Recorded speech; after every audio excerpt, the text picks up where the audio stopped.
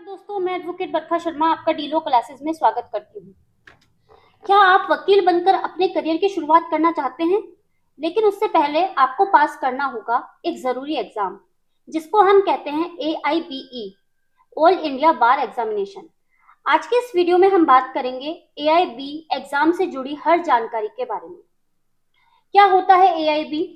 AIB जो होता है उसकी फुल फॉर्म होती है ऑल इंडिया बार एग्जामिनेशन।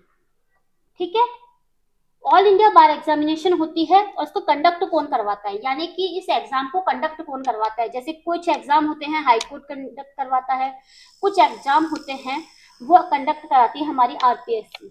लेकिन जो ऑल इंडिया बार एग्जामिनेशन होता है ये किसके द्वारा कंडक्ट किया जाता है? Bar council of India. Bar council of India के द्वारा इसको ऑर्गेनाइज करवाया जाता है।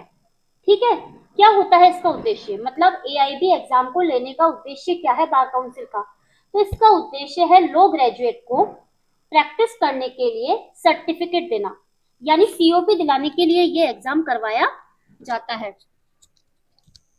और एग्जाम किस मोड में होता है? ऑफलाइन होता है या ऑनलाइन? तो इसका एग्जाम होता है ऑफलाइन, यानी आप जाते हैं, पेपर मिलता है, OMR शीट फिल करते हैं और इसका एग्जाम होता है। इस तरीके से ये एग्जाम कंडक्ट होता है।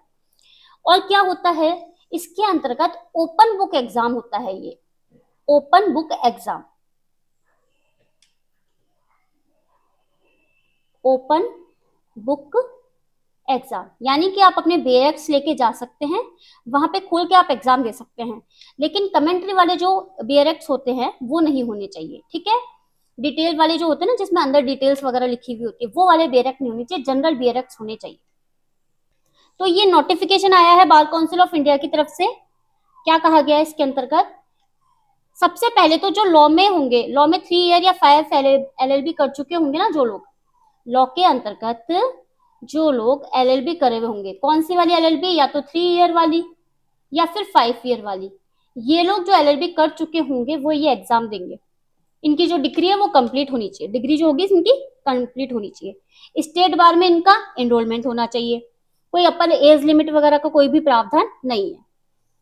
सबसे पहले देखिए इसमें जो MCQ आते हैं ना, MCQ वो कितने आएंगे? 100 MCQ आएंगे। 40 मार्क्स जो होते हैं ना, 40% वो लाने होंगे जनरल को, और जो 35% वगैरह होता है ना, ये आपको उसको लाना होगा SC ST वगैरह को।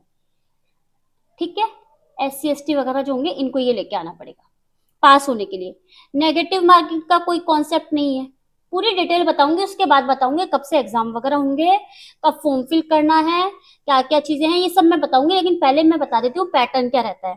LLB 3 ईयर 5 ईयर वाले एग्जाम दे सकते हैं जिन्होंने अपनी डिग्री कंप्लीट कर ली हो। MCQ जो होंगे 100 MCQs होंगे। ठीक है, OMR शीट पे ऑनलाइन, जो OMR शीट होती है ना ऑफलाइन मोड में, ऑनलाइन एग्जाम नहीं होगा, ऑफलाइन एग्जाम होगा। ठीक है ना, नेगेटिव मार्किंग वगैरह नहीं होती, नेगेटिव मार्किंग नहीं है। ठीक है, अब देखिए, अब फाइनली बात करते हैं। इसका जो नोटिफिकेशन जारी हुआ है ये 26/9 को जारी हुआ है, 26/9/2005 को, 25 को मतलब। इसके बाद notification with regard to schedule of All India Bar Examination 20, ये बोल रहा है कि भाई AIB एग्जाम 20 की नोटिफाइड हुआ है। ठीक है, हेल्ड कब होगा? ये 30 नवंबर, 30 नवंबर को इसका पेपर होगा। अब कह रहा है ऑनलाइन रजिस्ट्रेशन होगा इसका, सितंबर 29 से स्टार्ट होगा। Payment through online mode for AIB start form 29 से होगा इसका ऑनलाइन रजिस्ट्रेशन। क्लोज कब होगा? अक्टूबर 28, यानी आपको 29 सितंबर से 28 अक्टूबर तक का टाइम मिलेगा। ठीक है, आप लोग इस समय तक अपना अपना फॉर्म फिल कर सकते हैं। फिर आपको लास्ट डेट ऑफ पेमेंट्स बताई गई है 29 अक्टूबर रहेगी। लास्ट डेट ऑफ करेक्शन, अगर आपको लगता है कि कोई मिस्टेक हो गई, गलती हो गई है हमारे फॉर्म के अंतर्गत, तो आप 31 अक्टूबर तक, 31 अक्टूबर तक आप इसको करेक्शन वगैरह कर सकते हैं।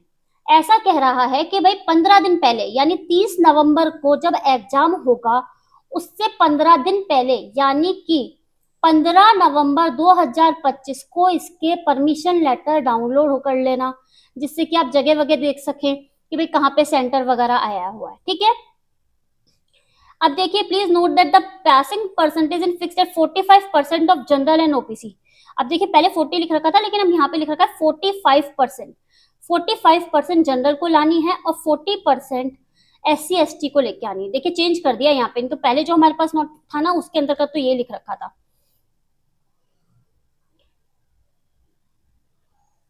तो क्या लिख रखा है, 45 तो लाएगा कौन, जनरल, और 40% लाने होंगे SC ST को।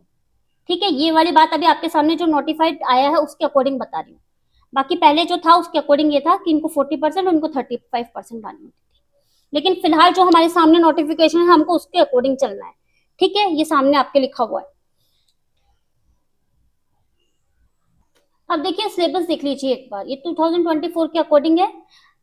अभी अपने पास ये वाला सिलेबस है तो इसके अकॉर्डिंग देखते हैं। ठीक है ना, पिछली बार भी इन्होंने क्या था, BNS BNSS और BSA को ऐड कर दिया था, तो जहाँ पे IPC वगैरह होंगे वहां पे हम उसको ऐड करते हुए चलेंगे। ठीक है, क्योंकि न्यू क्रिमिनल लॉज आ रहे हैं, बच्चे वो पढ़ रहे हैं, तो वो लोग वो ऐड करेंगे करेंगे। ठीक है, सबसे पहले देखिए कॉन्स्टिट्यूशन लॉ है, इंडियन पिनल कोड है, जिसके साथ साथ आप BNS लिख लीजिए। फिर क्रिमिनल प्रोसीजर एक्ट कोड है CRPC, इसके साथ आप BNSS लिख लो। फिर इसके बाद कोड ऑफ सिविल प्रोसीजर है, CPC हो गया हमारा, एविडेंस एक्ट हो गया, जिसके साथ आप BSA लिख सकते हैं। अल्टरनेटिव डिस्प्यूट वाला एक्ट आ गया, आर्बिट्रेशन एक्ट वगैरह, फैमिली लॉ हो गया, PIL वाला हो गया, एडमिनिस्ट्रेटिव लॉ हो गया, प्रोफेशनल एथिक्स वाला लॉ हो गया, कंपनी लॉ हो गया हमारा, एनवायरमेंट लॉ हो गया, साइबर लॉ, लेबर और industrial laws, law of tort हो गया, टैक्सेशन वाला एक्ट हो गया, एक्विजिशन एक्ट हो गया, इंटेलेक्चुअल प्रॉपर्टी लॉ हो गया, law of contract, specific relief property वगैरह ये हो गया, और NI एक्ट हो गया। ये सारे एक्ट हमको कहाँ के देखने पड़ेंगे, AIB से रिलेटेड हमको ये एक्ट देखने हैं। ठीक है, आई बात समझ में। देखिए यहाँ पे आपको एक चार्ट दे रखा है, ये बताता है हमको कि भाई किस तरीके से जो है ना पेपर्स का वो रहेगा क्राइटेरिया, किसमें कितने मार्क्स वगैरह आएंगे, मतलब कितने क्वेश्चंस किसके अंतर्गत आएंगे। सबसे पहले देखो नंबर ऑफ क्वेश्चन, 100 क्वेश्चंस आएंगे, जो अभी हम थोड़ी देर पहले हम देख के आए थे।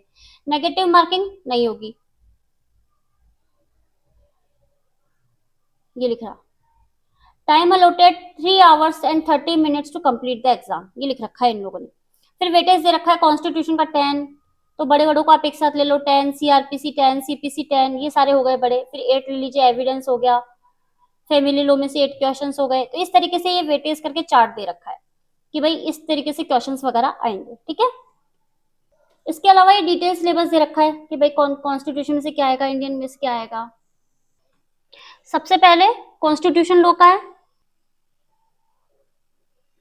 उसके बाद में IPC का दे रखा है, डिटेल सिलेबस है ना ये, और फिर इसके बाद CRPC, CPC, एविडेंस, इस तरीके से सारे जितने भी इनके एक्ट्स है ना उनके डिटेल सिलेबस दे रखे हैं कि बेसिकली इनमें आपको किन पॉइंट्स को ज्यादा इंपॉर्टेंस देनी है। इस तरीके से सारे एक्ट्स हैं ये। ठीक है ना, अब कुछ टिप्स देख लेते हैं इनके लिए कि भाई आपको किस तरीके से तैयारी करनी है, कि आप AIB का एग्जाम आखिर देने जा रहे हैं, तो आपको किन पॉइंट्स को ध्यान में रखना है, किस तरीके से एग्जाम फाइट करना है। तो सबसे पहले तैयारी जब आप शुरू करेंगे AIBE की, जब आप तैयारी शुरू करेंगे सबसे पहले आप देखेंगे PYQ यानी कि प्रीवियस ईयर क्वेश्चंस, क्योंकि कई बार क्या होता है हमको यूं क्यों क्वेश्चंस मिल जाते हैं पुराने पेपर्स में से, तो जितने भी पुराने पेपर्स हैं सबसे पहले आप उनको सोल्व करेंगे। इसके साथ साथ आप क्या करेंगे, जो बेयर एक्ट है सबसे पहले आप उसकी देखेंगे इंडेक्स। इंडेक्स कई बार डायरेक्टली सेक्शन बेस्ड क्वेश्चन आ जाते हैं, तो वो आप यहाँ से कवर कर सकते हैं अपना। एक बार बेयर एक्ट को रीड आउट करना शुरू कीजिए, क्योंकि आप देख रहे हैं ओपन बुक एग्जाम है, तो अगर आपको याद रहेगा कि ये पॉइंट मैंने यहाँ पे देखा था, तो आप क्या कर सकते हैं, बुक में देख के अगर आपको हल्का सा भी हिंट आएगा तो आप वहां से उसको कनेक्ट करके और फिर आप अपना पेपर अटेम्प्ट कर सकते हैं। इसके अलावा आपको क्या देखना है, लैंडमार्क जजमेंट, जितने भी लैंडमार्क जजमेंट्स है ना उनको आपको एक बार गो थ्रू करना है।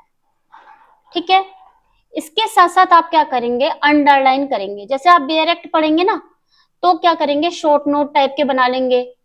ठीक है, कोई बुक मार्क वगैरह बना लेंगे कि भाई ये पॉइंट हमारे लिए इंपॉर्टेंट है, तो ये सब चीजें अंडरलाइन करते हुए चलेंगे, जिससे कि आपको क्या करना पड़े, जैसे बेयर एक्ट लेके गए हैं तो आपने किसी चीज को अंडरलाइन कर रखा है अगर, ठीक है, किसी पे जैसे हाइलाइटर से हाईलाइट कर रखा है, तो आप उस पॉइंट को क्या कर पाएंगे, ढंग से देख पाएंगे, टाइम मैनेजमेंट हो पाएगा।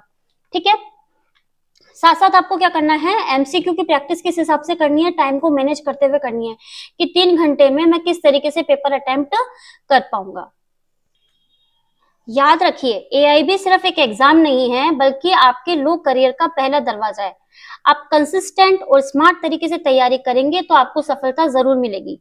तो अब देर मत कीजिए, अपनी तैयारी शुरू कीजिए और एडवोकेट बनने की अपनी पहली सीढ़ी को पार कीजिए।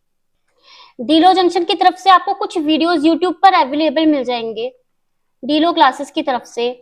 जैसे कि आप न्यू क्रिमिनल लॉज देखेंगे तो वो आपको यूट्यूब पर मिल जाएंगे, कुछ आईपीसी के वीडियो मिल जाएंगे, सीपीसी के कुछ जैसे कि एसआरए वगैरह है, लिमिटेशन वगैरह है, इस तरीके से कुछ वीडियोस आपको जो है वो मिल जाएंगे आपको यूट्यूब पर। तो आप आज ही ज्वाइन कर सकते हैं उन क्लासेस को, यूट्यूब पर ज्वाइन करके देख सकते हैं। चैनल को लाइक शेयर सब्सक्राइब कीजिए, अपने दोस्तों के साथ शेयर कीजिए, क्योंकि एआईबी एग्जाम पास करना आप लोगों के लिए बहुत जरूरी है। क्योंकि जब 3 ईयर प्रैक्टिस की बात आती है तो फिर क्या होता है, आपके पास एआईबी का सर्टिफिकेट होना बहुत जरूरी है। तो इस तरीके से क्या कर सकते हैं, आप अपनी तैयारी को मजबूत कर सकते हैं। तो जुड़े रहिए डीलो क्लासेस के साथ इसी तरह की नई अपडेट के लिए। Thank you so much.